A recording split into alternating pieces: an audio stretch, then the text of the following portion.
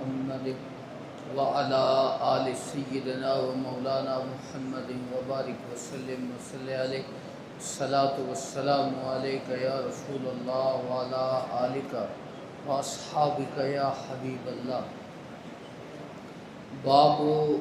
عزت الامام النساء و تعلیمہن،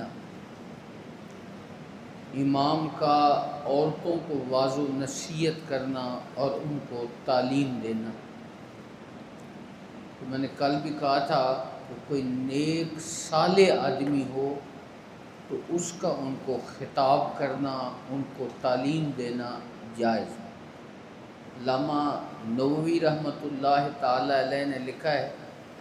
کہ آج کے پرفتن دور میں اس کی اجازت نہیں ہے۔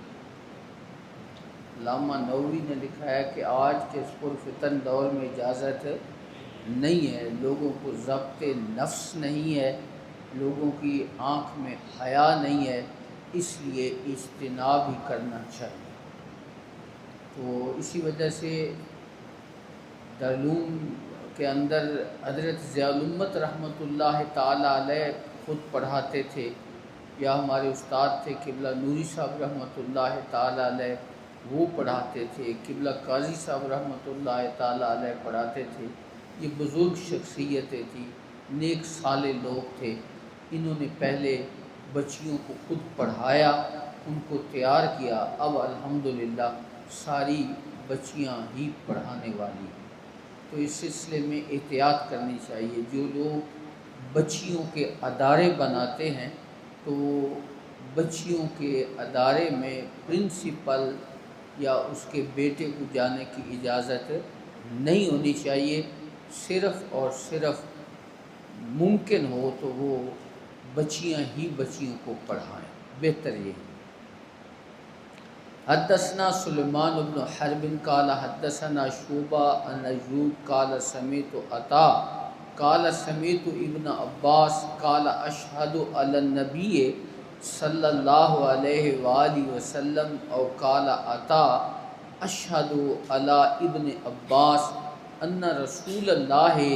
صلی اللہ علیہ وآلہ وسلم خرج ومعه بلال، رسول اللہ صلی اللہ علیہ وسلم تشریف لے گئے۔ عید کا موقع تھا، قربانی والی عید تھی یا عید الفطر تھی۔ حضور علیہ الصلوۃ والسلام نے پہلے مردوں کو خطاب فرمایا، یعنی خطبہ دیا، عید کے بعد جو خطبہ ہوتا ہے۔ پھر حضور نے سمجھا کہ شاید میری آواز عورتوں کے مجمع تک نہیں پہنچی ہوگی، تو پھر حضور عورتوں کے مجمع میں تشریف لے گئے اور پھر ان کو خطاب فرمایا۔ تو اس سے یہ ثابت ہوتا ہے کہ عورتوں کو مرد کے لیے خطاب کرنا جائز ہے، لیکن اسی صورت میں جب کہ وہ نیک صالح آدمی ہوں۔ تو حضور تو ساری امت کے باپ ہیں، اس وجہ سے حضور کے لیے تو اجازت ہے۔ خرج و معه بلال، حضور تشریف لے گئے، حضور کے ساتھ حضرت بلال بھی تھے، وہ چونکہ بطور خلیفہ آپ کے ساتھ ہوتے تھے، وہ بھی تھے۔ فظن انه لم يسمع، حضور نے گمان کیا کہ میں نے اپنی بات عورتوں کو نہیں سنائی۔ فوعظہن، حضور نے عورتوں کے مجمع میں جا کر واضح و نصیحت فرمائی۔ وامرہن بالصدقہ، اور حضور نے عورتوں کو بھی صدقہ کرنے کا حکم دیا۔ جس طرح مردوں کو دین کے اوپر مال خرچ کرنے کا حکم ہے، اسی طرح عورتوں کو بھی دین کے لیے مال خرچ کرنے کا حکم ہے۔ اور مفتی منیب صاحب بھی بیان فرما رہے تھے کہ باہر جو لوگ رہتے ہیں نا، بیرون پاکستان سے باہر جو لوگ رہتے ہیں، ان میں عورتیں زیادہ خدمت کرتی ہیں دین کی بنسبت مردوں کے۔ تو پاکستان میں تو یہ رواج بہت کم ہے کہ عورتیں دین کی خدمت کریں، نہ وہ دین سنتی ہیں کیونکہ ان کو موقع ہی نہیں ملتا۔ اس وجہ سے بعض بہت قلیل جگہ ہوتی ہیں جو عورتوں کو خطبہ سننے کا موقع ملتا ہے۔ عورتوں کو شوق بھی کم ہوتا ہے، ہم نے شوق دلایا بھی نہیں ہے، اسی وجہ سے عورتیں دین سے محروم ہیں، انہیں دین کے مسائل پتہ بھی نہیں ہیں۔ تو میں تو سمجھتا ہوں کہ عورتوں کے لیے جمعے والے دن خاص اہتمام ہونا چاہیے، ان کے لیے علیحدہ جگہ ہونی چاہیے، اور اگر کوئی اچھا خطیب ہو اور نیک صالح بندہ ہو وہ خطاب کرتا ہے جہاں مردوں کو، تو وہاں بھی عورتوں کے اندر بھی کوئی ڈیک لگا دیا جائے، کوئی اس قسم کا انتظام کر دیا جائے تاکہ عورتیں بھی دین کے مسائل سنیں۔ جس طرح مردوں کو دین سمجھنے کی ضرورت ہے، اسی طرح عورتوں کو بھی دین سمجھنی ہے۔ عورت اگر دین سمجھنے والی ہو تو وہ پورے خاندان کے لیے باعث برکت ہوتی ہے، پورا خاندان بہتر ہو جاتا ہے۔ تو اس وجہ سے ہمارے ہاں ہمارے معاشرے میں بچیوں کو خصوصاً دین کی تعلیم دینے کا رجحان بہت کم ہے، جس کی وجہ سے ہمارے معاشرے کے اندر خرابیاں بھی زیادہ ہیں۔ تو اس لیے عورتوں کو دین کی تعلیم دینی بھی چاہیے اور ان کے لیے جمعے کا بھی اہتمام کرنا چاہیے تاکہ وہ بھی دینی مسائل سنیں اور پھر دین پر عمل کریں۔ وَأَمَرَهُنَّ بِالصَّدَقَةِ، حضور نے عورتوں کو صدقہ کرنے کا حکم دیا۔ تو زبان رسالت سے جو جملے نکلتے تھے لوگوں کے دلوں پہ اثر کرتے تھے۔ فَجَعَلَتِ الْمَرْأَةُ تُلْقِي الْقُرْطَ وَالْخَاتَمَ، عورتوں نے اپنی کانوں کی بالیاں، قرط یہ جو عورتیں کانوں میں پہنتی ہیں، قرط،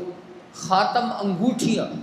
سونے کی انگوٹھیاں یا چاندی کی انگوٹھیاں جو بھی انہوں نے پہنی ہوئی تھی، وہ حضرت بلال نے جھولی پکڑی ہوئی تھی تو اس کے اندر وہ ڈالنے لگی۔ وَبِلال يَأْخُذُ فِي طَرْفِ صَوْبِيَةِ، بلال اپنے کپڑے کی ایک طرف میں یہ ساری چیزیں اکٹھی کر رہے تھے۔ تو اس لیے میں کہتا ہوں یہ جمعے کے موقع پر جو جھولی پھرتی ہے نا، اس کا ثبوت اسی حدیث میں۔ وقال اسماعیل النیوب اناتا قال عن ابن عباس اشہد علی النبی صلی اللہ علیہ وسلم باب الحرص علی الحدیث، حدیث حاصل کرنے کے لیے حریص ہونا، حدیث حاصل کرنے کے لیے حریص ہونا۔ خوش بختی ہوتی ہے کہ انسان کو اللہ کے نبی کا کلام مل جائے۔ حدثنا عبد العزیز بن عبداللہ قال حدثني سلیمان عن عمرو بن ابی سعید المقبری عن ابی ہریرہ رضی اللہ تعالی عنہ انہ قال قیل یا رسول اللہ من اسعد الناس بشفاعتک یوم القیامہ، حضور قیامت کے دن آپ کی شفاعت کا کون سعادت مند ہوگا، یعنی کس کو نصیب ہوگی؟ قال رسول اللہ صلی اللہ علیہ وآلہ وسلم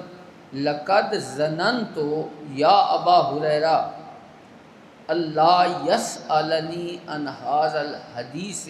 احد اول منک، میرا گمان تھا کہ یہ حدیث تم سے علاوہ کوئی مجھ سے نہیں پوچھے گا۔ کیوں؟ لما رأیت من حرصک علی الحدیث، کیونکہ حدیث حاصل کرنے کا جتنا تجھے شوق ہے اتنا اور کسی کو نہیں۔ تو یہ جو جن لوگوں کو حدیث کا شوق ہوتا ہے ان کی حضور نے دل جوئی فرمائی، اس وجہ سے فرمایا لما رأیت من حرصک علی الحدیث۔ حضور نے فرمایا اسعد الناس بشفاعتی یوم القیامہ، میری شفاعت کا سب سے سعادت مند وہی حاصل کرے گا قیامت کے دن من قال لا الہ الا اللہ خالصا من قلبہ اور نفسہ، جس نے سچے دل سے کلمہ پڑھا ہوگا اس کو میری شفاعت نصیب ہوگی، اس کو میری شفاعت نصیب ہوگی۔ حضور نبی کریم صلی اللہ علیہ وسلم کی شفاعت کے کئی مراتب ہیں، ایک مرتبہ وہ بھی ہے جس میں کافروں کو بھی حضور کی شفاعت نصیب ہوگی۔ مثلا جب قیامت کا دن ہوگا سارے لوگ پریشانی کے عالم میں ہوں گے، پسینہ اتنا زیادہ ہوگا کہ لوگوں کے کانوں تک پہنچ جائے گا، سورج قریب آ جائے گا، زمین گرم ہو جائے گی، تو لوگ اس وقت سارے نبیوں سے ہو کر آخر میں حضور کے پاس آئیں گے، تو حضور اس وقت سفارش فرمائیں گے، تو جہاں مسلمانوں کو راحت ملے گی وہاں کافروں کو بھی راحت ملے گی، اس وجہ سے اس شفاعت میں وہ بھی داخل ہے۔ اسی طرح جو حضرت ابو طالب کے بارے میں آتا ہے کہ حضور کو سے پوچھا گیا تھا کہ آپ کے چچا تھے، آپ کا دفاع کرتے تھے، ان کو آپ کی شفاعت ہوگی، تو حضور نے فرمایا میری وجہ سے وہ دوزخ کے گڑھے میں ہیں، لیکن اور وہ آگ ان کے ٹخنوں تک پہنچتی ہے اور اس کے اندر اتنی گرمی ہے کہ ان کا دماغ کھول رہا ہوگا، لیکن اگر میں نہ ہوتا تو وہ انتہائی عذاب میں مبتلا ہوتے۔ اس کا مطلب ہے کافر کو بھی اس سے حضور کی شفاعت سے فائدہ ہوگا۔ باقی مسلمانوں کو فائدہ ہوگا کہ مثلا پہلے وقت میں جب قیامت قائم ہوگی اس وقت فائدہ ہوگا۔ بعض لوگ کو حضور نبی کریم صلی اللہ علیہ وسلم شفاعت فرمائیں گے اور حضور ان کو دوزخ سے بچا لیں گے، دوزخ کے مستحق ہوں گے لیکن حضور کی شفاعت سے وہ دوزخ سے بچ جائیں گے۔ بعض لوگ وہ ہوں گے جو کیا نام ہے، جن کے مراتب کی بلندی کے لیے حضور شفاعت فرمائیں گے، اور بعض لوگ وہ ہوں گے جو دوزخ میں داخل ہو چکے ہوں گے اور حضور نبی کریم صلی اللہ علیہ وسلم شفاعت فرمائیں گے اور وہ دوزخ سے باہر آ جائیں گے۔ تو یہ مختلف مراتب علماء نے حضور کی شفاعت کے لکھے ہیں۔ تو بعض صورتوں میں کافروں کو بھی فائدہ ہوگا اور باقی صورتوں میں مومنوں کو فائدہ ہوگا مختلف مقامات پر۔ کیف یقبض العلم، تو من قال لا الہ الا اللہ، دل سے کہا ہو، منافق نہ ہو، جس نے سچے دل سے پڑھا ہوگا نا، تو یہاں کلمہ لا الہ سے صرف لا الہ مراد نہیں ہے، پورا کلمہ مراد ہے، لا الہ الا اللہ محمد الرسول اللہ۔ جس طرح ہم سورہ قل هو اللہ احد کو کہہ دیتے ہیں ہم نے کل پڑھا ہے، تو اس سے مراد صرف کل نہیں ہوتا، پوری صورت مراد ہوتی ہے۔ اسی طرح لا الہ الا اللہ گویا کلمے کا اسم ہے، اس لیے پورا کلمہ مراد ہوگا، کیونکہ جو شخص اللہ کی الوہیت پر ایمان رکھتا ہو اور حضور نبی کریم صلی اللہ علیہ وسلم کی رسالت کو تسلیم نہ کرتا ہو تو اس کی تو ایمان قبول ہی نہیں، اس کا ایمان لانا قبول ہے، اس کی توحید بھی قبول نہیں۔ باب کیف یقبض العلم، علم کیسے اٹھا لیا جائے گا۔ کاتبہ عمر بن عبد العزیز الی ابی بکر بن حزم، ابی بکر بن حزم مدینہ طیبہ کے گورنر تھے حضرت عمر بن عبد العزیز کے زمانے میں۔ تو انہوں نے ان کو خط لکھا، انہوں نے بہت سے لوگوں کو خط لکھے تھے علم کو حدیثوں کو جمع کرنے کے لیے۔ انہوں نے فرمایا انظر ما کان من حدیث رسول اللہ صلی اللہ علیہ وسلم فاکتب، کہ اللہ کے رسول کی حدیثوں کو دیکھو اور ان کو لکھو، فاکتبو اس کو لکھو، کیوں؟ فإنی خفت دروس العلم وذهاب العلماء، کیونکہ مجھے اندیشہ ہے کہ علم مٹ جائے گا اور علماء اٹھ جائیں گے، علماء چلے جائیں گے۔ ولا تقبل الا حدیث النبی صلی اللہ علیہ وسلم، اور صرف حضور کی حدیثیں جمع کرنی ہے اور کوئی چیز ساتھ علماء کے قول وغیرہ نہیں لکھنے، صرف حضور کی حدیثیں ہی نقل کریں۔ وَلْتَفْشُوا الْعِلْمَ، اور علم کو پھیلاؤ، وَلْتَجْلِسُوا، اور علم کی مجالس قائم کرو، حَتَّى يُعَلَّمَ مَنْ لَا يَعْلَمُ، تاکہ اس کو بھی سکھایا جا سکے جو جانتا نہیں ہے، یعنی جو جاہل ہیں ان کو علم دیا جائے۔ فَإِنَّ الْعِلْمَ لَا يَهْلِكُ إِلَّا يَكُونُ سِرًّا، علم ختم نہیں ہوتا مگر اسی صورت میں جب کہ وہ چھپایا جائے، جب کہ وہ کیا ہے بیان نہ کیا جائے تو علم مٹ جاتا ہے، علم چلا جاتا ہے۔ حضرت ضیاء الامت رحمۃ اللہ تعالیٰ علیہ فرماتے کہ یہ جو حکمت ہے نا، یہ حکیم جو نبض دیکھتے ہیں، یہ جو حکمت ہے نا یہ آہستہ آہستہ ختم ہوتی جا رہی ہے۔ اس کی وجہ یہ ہے کہ اگر کسی حکیم کے پاس کوئی نسخہ ہو نا، دوسروں کو نہیں بتاتا، بیان نہیں کرتے، کنجوس ہوتے ہیں، اس وجہ سے آہستہ آہستہ علم، یہ حکمت والا علم ختم ہوتا جا رہا ہے۔ فَإِنَّ الْعِلْمَ لَا يَهْلِكُ حَتَّى، یہ ہر علم اگر اس کو بیان نہ کیا جائے، اس کی اشاعت نہ کی جائے تو علم جو ہے وہ ختم ہو جاتا ہے۔ تو اس وجہ سے علماء کو چاہیے کہ وہ علم کی ترویج کے لیے، علم کی اشاعت کے لیے کوشش کرتے رہیں تاکہ علم اگلی نسل تک پہنچتا رہے۔ حدثنا علاء بن عبد الجبار قال حدثنا عبد العزیز بن مسلم عن عبد اللہ بن دینار بذالک، یعنی حدیث عمر بن عبد العزیز الی قولہ ذہاب العلماء، انہوں نے صرف ذہاب العلماء تک حدیث نقل کی ہے، باقی اگلے جملے جو پچھلی حدیث میں آئے ہیں وہ امام بخاری نے اپنی طرف سے لکھے۔ حدثنا اسماعیل بن ابی اویس قال حدثنی مالک عن هشام بن عروہ عن ابی عن عبداللہ بن عمرو بن العاص قال سمعت رسول اللہ صلی اللہ علیہ وسلم یقول ان اللہ لا یقبض العلم انتزاعا ینتزعه من العباد، اللہ ایسا نہیں کرے گا کہ لوگوں کے دلوں سے علم کو مٹا دے گا، کھینچ لے گا، چھین لے گا، ینتزعه چھین لینا، ولیکن یقبض العلم بقبض العلماء، علماء کی موت واقع ہو جائے گی اور اس طرح علم اٹھا لیا جائے گا، حتیٰ غور سے سنیں، حتیٰ لم یب کے عالمن، اللہ کسی عالم کو بھی باقی نہیں چھوڑے گا، تو پھر کیا ہوگا؟ اتخذ الناس رؤوسا جہالا، لوگ اپنے سردار کن کو بنائیں گے؟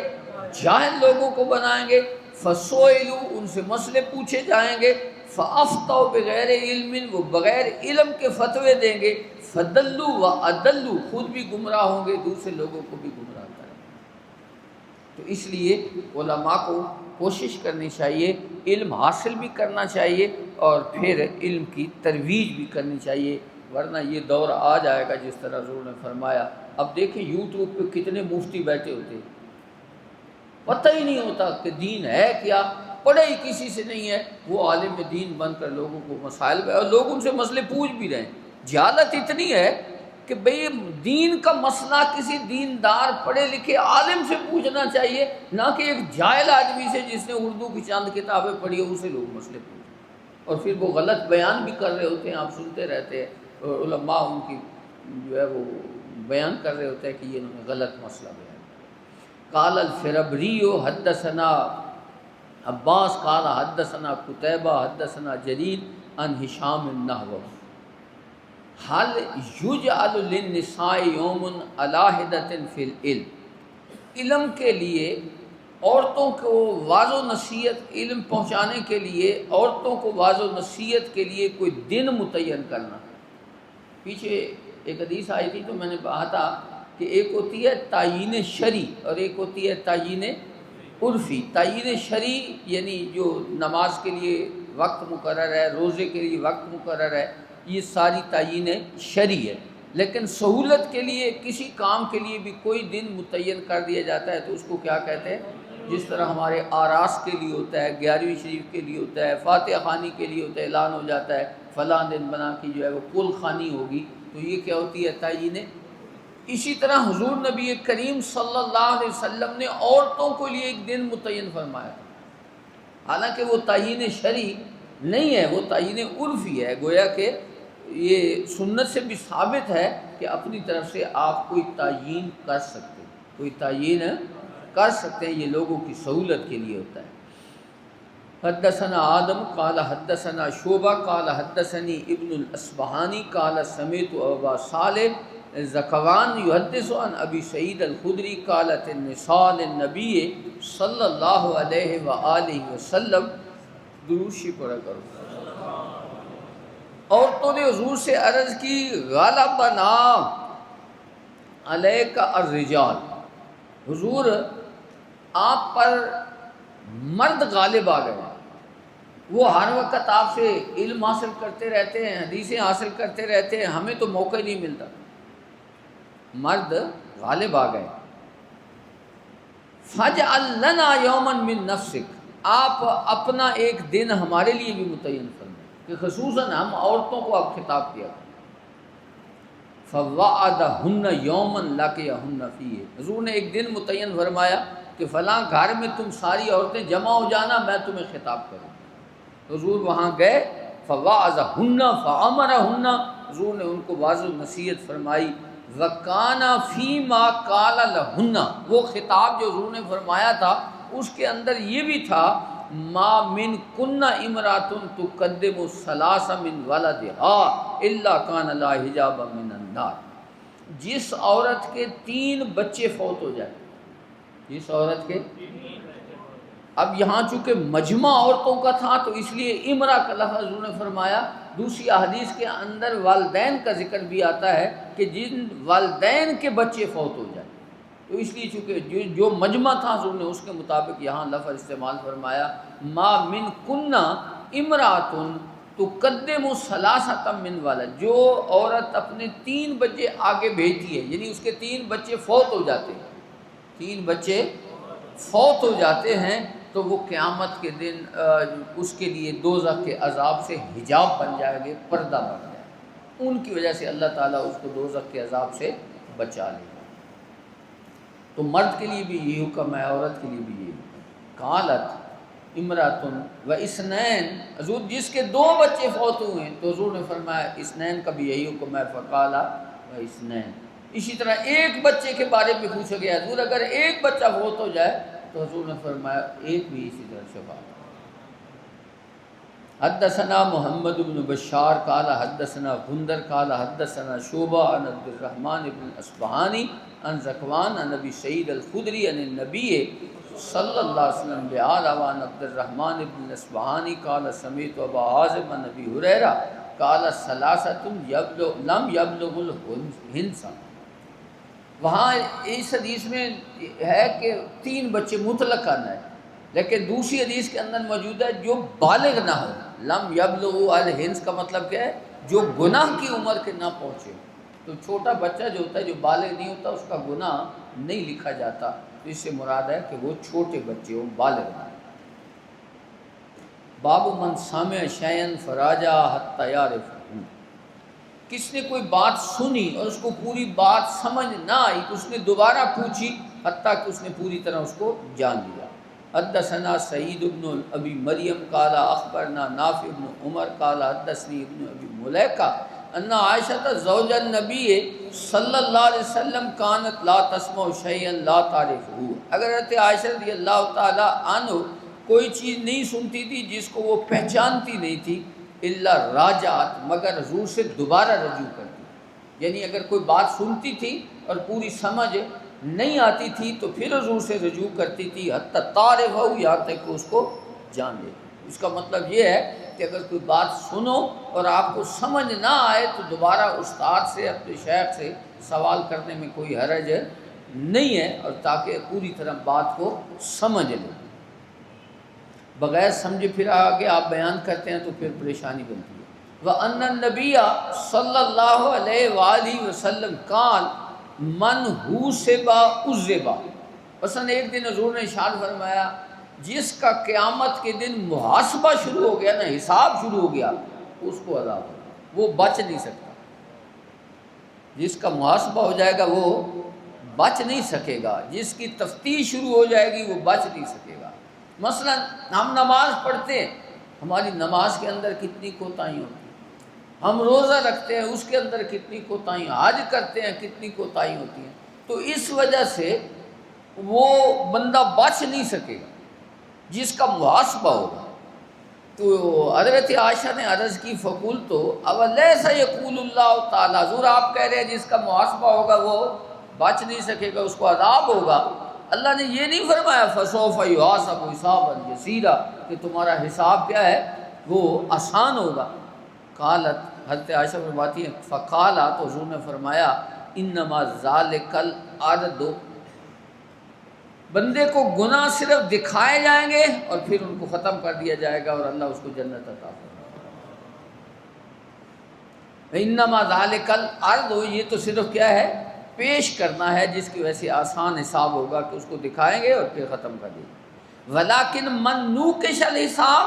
جس کے ساتھ مناقشہ شروع ہو گیا، سوال و جواب شروع ہو گیا، یہلک، تو وہ ہلاک ہو جائے گا، وہ نہیں بچ سکتا۔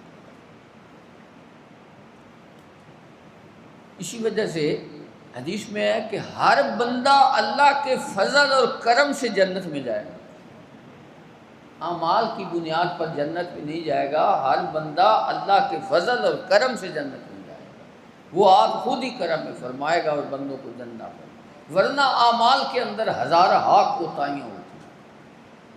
اعمال کو سبب بنایا گیا ہے، ذریعہ کہا گیا ہے کہ یہ جنت میں جانے کا کیا ہے سبب ہے، عمل کرو، لیکن اس پہ بھروسہ نہیں ہے کہ اعمال کی بنیاد پر ہم جنت میں جائیں گے، جنت میں ہم اللہ کے فضل اور کرم سے جائیں گے۔ لیبلغ العلم الشاہد والغائب کی حدیث گزری ہے کہ جو لوگ موجود ہیں حضور نے فرمایا جو غائب ہیں ان تک میری پیغام کو پہنچا دیں۔ قال ابن عباس عن النبی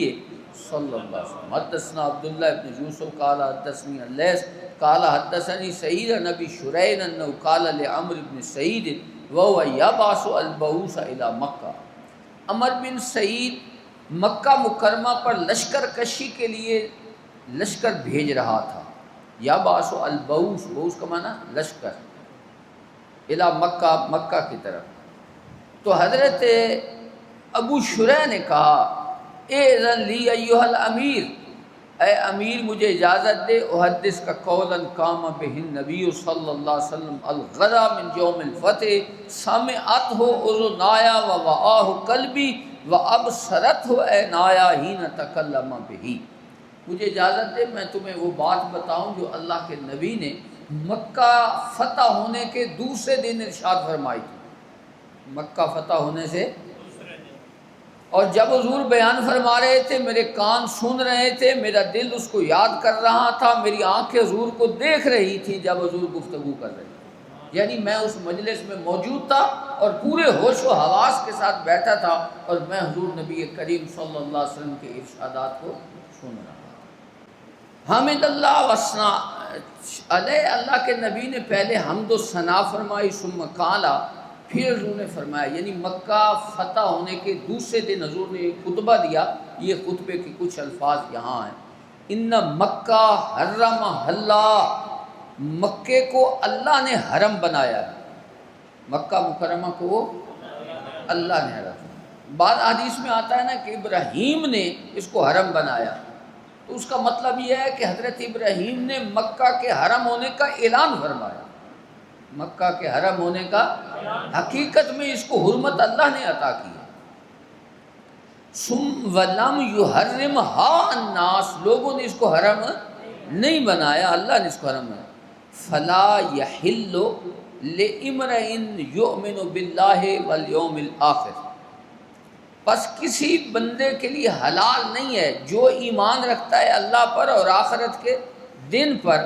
ان یسفک فیہ دمن، کہ وہ اس میں خون ریزی کرے۔ حرم ہے، اس وجہ سے اس میں خون ریزی کرنا جائز نہیں ہے۔ ولا یعدد بہا شجرہ، اور اس کے درخت بھی نہیں کاٹے جائیں گے۔ حرم کا جو ایریا ہے یہ 12 میل کا ایریا ہے، چاروں طرف سے 3 میل کا ایریا ہے، وہاں نشان لگے ہوئے ہیں کہ اس سے آگے حرم۔ وہاں جو خود رو درخت ہوتے ہیں نا، خود بخود اگتے ہیں، ان کو کاٹنا منع ہے، ان کو کاٹنا منع ہے، اس لیے فرمایا وَلَا يُعْدَدُ بِهَا شَجَرَةٌ، کوئی درخت نہیں کاٹا جائے گا۔ فَإِنْ أَحَدٌ تَرَخَّصَ لِقِتَالِ رسول اللہ صلی اللہ علیہ وسلم، اگر کوئی دلیل پکڑے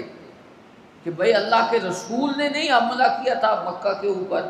اور اس کو فتح کیا تھا، تو فَقُولُوا، اس کو جواب میں تم نے کہنا ہے ان اللہ قد آذن لرسولہ، اللہ نے خود اپنے رسول کو اجازت دی تھی کہ تم مکہ پہ حملہ کرو۔ وَلَمْ يَأْذَن لَكُمْ، اور اللہ نے تمہیں اجازت نہیں دی۔ وَإِنَّمَا أُذِنَ لِي فِيهَا سَاعَةً مِّن نَّهَارٍ، اور میرے لیے بھی دن کے ایک مخصوص وقت کے لیے حلال کیا گیا تھا، دن کے ایک مخصوص گھڑی میں میرے لیے حلال کیا گیا تھا کہ تم ہتھیار پہن کر جاؤ اور اس کو جو ہے وہ فتح کرو۔ ثم عادت حرمتها اليوم كحرمتها بالامس، جس طرح کل اس کی حرمت تھی، حضور نے فرمایا آج پھر اس کی حرمت واپس آ گئی ہے، اس کے اندر خون ریزی کرنا جائز نہیں ہے، اس کے درخت کاٹنا جائز نہیں ہے۔ وَلْيُبَلِّغْ الشَّاهِدُ وَالْغَائِبُ، میری بات جو موجود ہے وہ غائب لوگوں تک پہنچائے۔ قیل لأبی شریح، ابی شریح سے پوچھا گیا جب انہوں نے یہ حدیث بیان کی کہ تم نے تو اپنا پیغام پہنچا دیا، تو کیا عمر بن سعید نے اس پہ کیا تبصرہ کیا؟ پھر یہ جو دنیا دار ہوتے ہیں نا، کسی عہدے پہ فائز ہوتے ہیں، کسی کرسی یا منصب پہ فائز ہوتے ہیں، ان کو دین کی باتیں سجائی نہیں دیتی، سمجھ ہی نہیں، وہ نشے میں دھت ہوتے ہیں اپنے وہ عہدے کی وجہ سے۔ تو قیل لابی شریح، ابی شریح سے پوچھا گیا ما قال عمرو، تم نے جب اس حضور کی حدیث اس کو سنائی تھی تو اس کا کیا رد عمل تھا؟ کالا، تو وہ کہنے لگا انا اعلم منک یا ابا شریح، میں تم سے زیادہ عالم ہوں، میں تم سے زیادہ عالم ہوں۔ تو یہ آپ سنتے رہتے ہیں، جنرل مشرف کے دور میں عورتوں کے حقوق کا اس نے ایک بل پاس کرایا تھا، تو وہاں علماء نے اس کی مخالفت کی تھی، تو کس طرح وہ لوگ علماء کے خلاف باتیں کرتے تھے، کہتے تھے علماء تو یہ اجڑ ہیں، یہ پرانے پتھر کے زمانے کے لوگ ہیں، انہیں کیا پتہ۔ وہ اپنے آپ کو جو ہے وہ ایڈوانس سمجھتے ہیں، اور وہ کہتے ہیں کہ ہم ٹھیک ہیں اور یہ علماء اجڑ ہیں، ان کو پتہ نہیں ہے معاشرے کا۔ حالانکہ علماء بیچارے تو قرآن اور حدیث پیش کرتے ہیں۔ ابو شریح نے تو اس کو حدیث ہی سنائی تھی، لیکن اس نے کہا میں تم سے زیادہ عالم ہوں۔ تو یہ ہر دور میں اسی طرح ہوتا ہے۔ قال انا اعلم منک یا ابا شریح لا یعیذ عاصیا ولا فارا بدم ولا فارا بغربۃ۔ وہ کہنے لگا حرم جو ہے نا کسی مجرم کو پناہ نہیں دیتا اور کسی خون خار کو پناہ نہیں دیتا، ولا فارا بغربۃ، اور کوئی تخریب کاری کر کے اگر حرم میں بھاگ جائے تو حرم اس کو پناہ نہیں۔ فارن کا معنی بھاگنے والا، یعنی اگر کوئی بھاگ کر حرم میں چلا جائے تو وہ حرم کے اندر سزا نہیں دی جاتی، سزا باہر دی جاتی، حرم سے باہر۔ اور اس پر تو کافر بھی عمل کرتے تھے۔ جب حضرت خبیب رضی اللہ تعالی عنہ کو کافروں نے پکڑا ہوا تھا تو انہوں نے پھانسی دینی تھی، تو وہ حضرت خبیب کو باہر لے گئے تھے، حرم سے باہر لے گئے تھے۔ اسی وجہ سے شاید حرم کے اندر جو پولیس موجود ہوتی ہے ان کے پاس ہتھیار نہیں ہوتے۔ ہماری پولیس کے پاس تو بندوقیں ہوتی ہیں اور کتنے بندوں کو جلدی کر دیتے ہیں نا، وہاں کچھ بھی ایسا نہیں ہوتا، ہاتھوں سے سمجھاتے ہیں، تھوڑا بہت کرتے ہیں، لیکن وہ ان کے پاس ہتھیار نہیں ہوتا کہ وہ ہتھیار کو استعمال کریں، کیونکہ وہاں ہتھیار کا استعمال حرم کے اندر ممنوع ہے۔ حدثنا عبداللہ ابن عبد الوہاب قال حدثنا حماد عن ایوب عن محمد عن ابن ابی بکرہ عن ابی بکرہ ذکر النبی صلی اللہ علیہ وسلم قال فإن دماءکم واموالکم، قال محمد، یہ راوی ہے، وآصبوا، قال راوی محمد کہتے ہیں میرا گمان ہے حضور نے فرمایا وأعراضکم، یعنی تمہارے خون، تمہارے مال اور تمہاری عزتیں، اعراض سے مراد کیا ہے؟ عزتیں، علیکم حرام، تمہارے ایک دوسرے کے اوپر حرام ہے، کحرمت یومکم ھذا فی شہرکم ھذا الا لیبلغ الشاہد منکم الغائب وکان محمد یقول صدق رسول اللہ صلی اللہ علیہ وسلم۔ تو یہ محمد راوی ہیں، محمد راوی کہتے ہیں کہ اللہ کے رسول نے سچ فرمایا، کان ذالک علی حل بلغت مرتین، حضور نے آخر میں دو مرتبہ فرمایا کیا میں نے اللہ کا پیغام پہنچا دیا، کیا میں نے اللہ کا پیغام پہنچا دیا۔ جس طرح دین کی اشاعت ایک نیک عمل ہے، دین کا پڑھنا پڑھانا، اس کو اگلی نسل تک پہنچانا ایک انتہائی نیک عمل ہے۔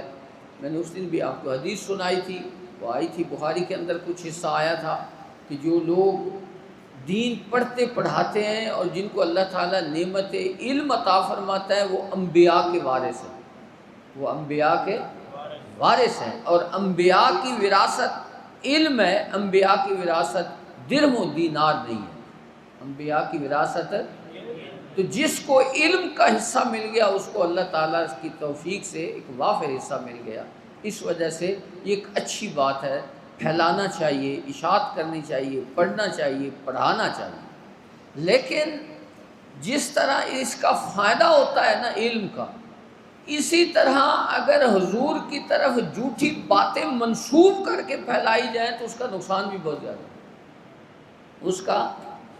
نقصان بھی بہت زیادہ ہوتا ہے۔ اس لیے حضور نے اس بات پر بھی تنبیہ فرمائی ہے کہ میری طرف کوئی جھوٹی بات منسوب